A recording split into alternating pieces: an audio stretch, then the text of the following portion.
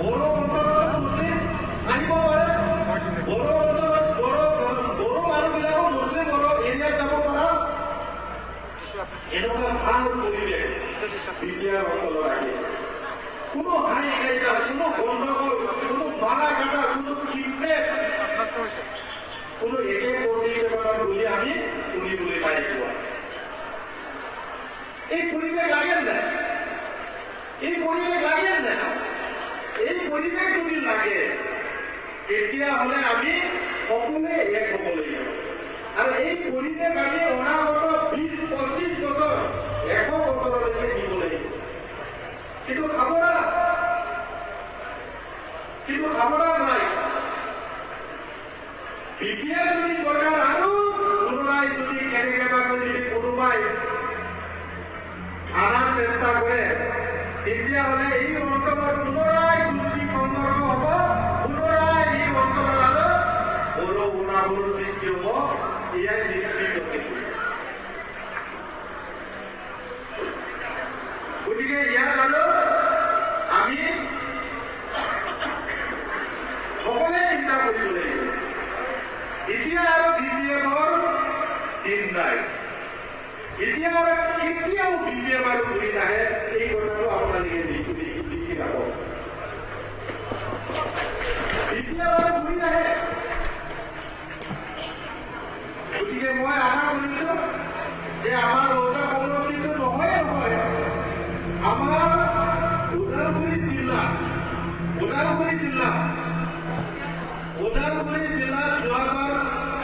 যোৱাবাৰ বিটিচি ইলেকশ্যনত 10টাৰ ভিতৰত বিটিআৰ মাত্ৰ এবাৰ জিকিছিল। যোৱাবাৰ ওদালগুৰি জিলাত 10টাৰ ভিতৰত বিটিআৰ মাত্ৰ এবাৰ জিকিছিল। কিন্তু এইবাৰ 2025 ইলেকশ্যনত 10টাৰ ভিতৰত বিটিআৰ 0 হ'ব। বিটিআৰ 0 হ'ব কৈ আছে। এটাহে জিকি যোৱা আছে। এইবাৰ চৰকাৰত নাই, চৰকাৰ নথকা দলৰ লগত কোনো নাথাকে নেকি? চৰকাৰ নথকা দলৰ লগত কোনো নাথাকে। সেইকাৰণে আজি দলে দলে ৰাইজ ওলাই আহিছে। মই ধন্যবাদ জ্ঞাপন কৰিছো যিসকলে আজি সঠিক সময়ত সঠিক সিদ্ধান্ত লৈ UPA দলৰ লগত আজি যোগদান কৰিবলৈ আহিছে। বাকী কথাবিলাক মই ভালকৈ পিছত কথা পাতিম। বাকী কথাবিলাক আমি ঘৰত কথা পাতিম।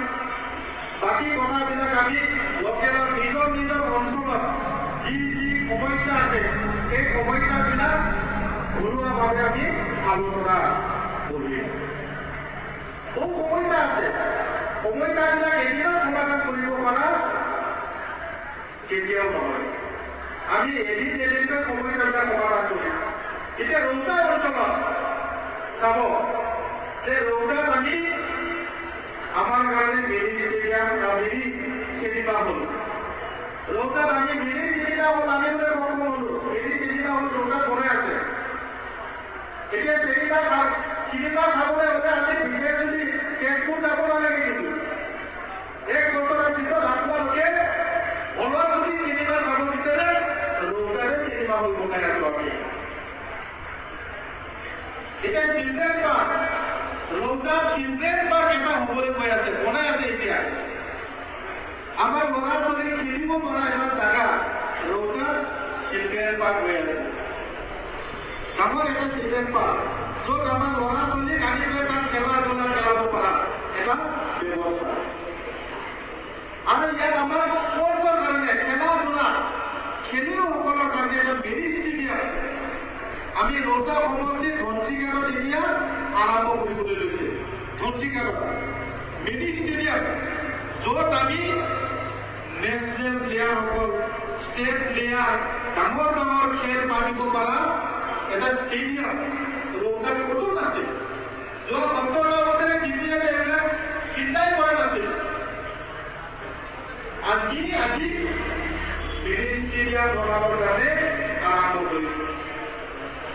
আমাৰ গেলামী অঞ্চলত এটা মিটিং কৰিব পৰা হ'ল। মিটিং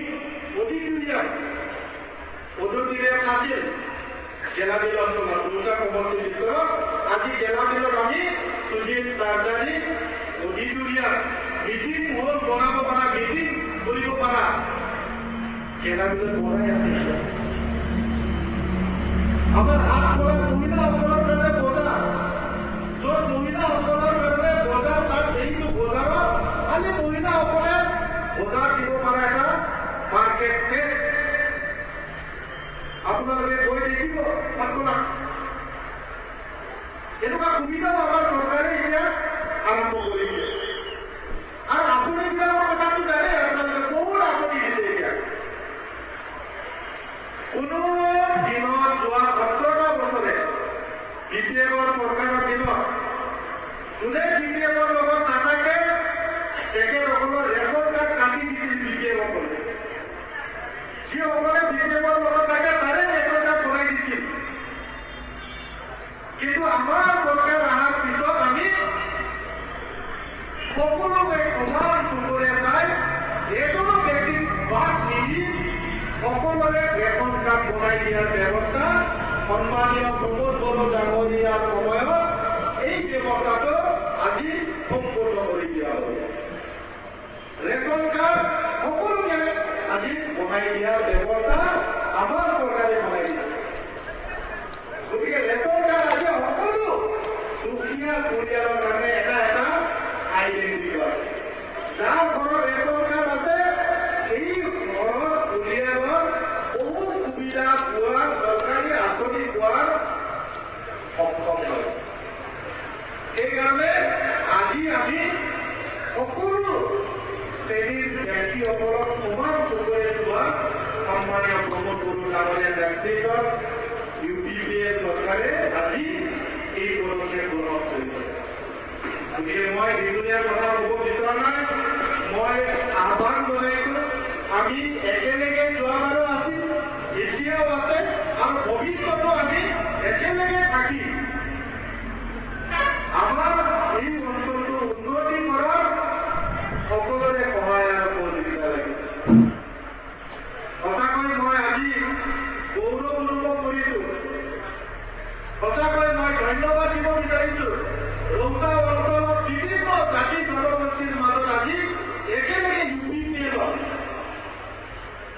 UPPF দলটো শক্তিশালী কৰিবৰ কাৰণে আজি দলে দলে ওলাই আহিছে আৰু এই বাৰ্তা অকল ৰৌতা সমষ্টিতে সীমাবদ্ধ হৈ থাকিব এইটো নহয় আজি ৰৌতা অঞ্চলত থকা বিভিন্ন জাতি জনগোষ্ঠীয়ে UPPF দলত যোগদান কৰিবলৈ দলে দলে ওলাই আছে এই বাৰ্তা 40 নম্বৰ ৰৌতা সমষ্টিৰ পৰা 1 নম্বৰ পৰ্বতৰা সমষ্টিলৈকে বিয়পিব এইটো নিশ্চিত হৈছে